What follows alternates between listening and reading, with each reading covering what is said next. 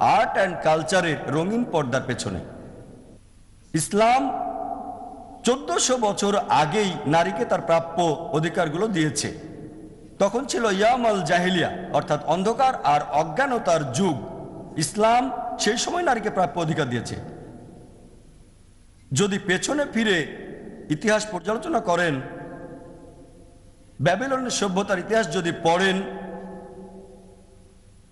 সে সময় যদি কোনো পুরুষ কাউকে হত্যা করত, তখন সেই পুরুষের বদলে তার স্ত্রীকে মৃত্যুদণ্ড দেওয়া হতো। এরপর যদি আপনারা গ্রিক সভ্যতার ইতিহাস পড়েন, তাদের পৌরাণিক গল্পে একটা ক্যারেক্টার আছে যার নাম প্যান্ডোরা। সে একজন মহিলা, আর তার কারণেই সমাজে সব দুঃখ আর খারাপ জিনিস শুরু হয়েছে। গ্রিক সভ্যতায় নারীদের শুধু যৌন সম্ভোগ আর বিনোদনের কাজে ব্যবহার করা হতো। তারপর রোমান সভ্যতার ইতিহাস পড়লে দেখবেন, রোমানরা যখন সবচেয়ে সভ্য জাতি বলে পরিচিত ছিল, সে সময় একজন পুরুষ তার স্ত্রীকে মেরে ফেলতে পারত। সেখানেও নারী ছিল ভোগের সামগ্রী। নগ্ন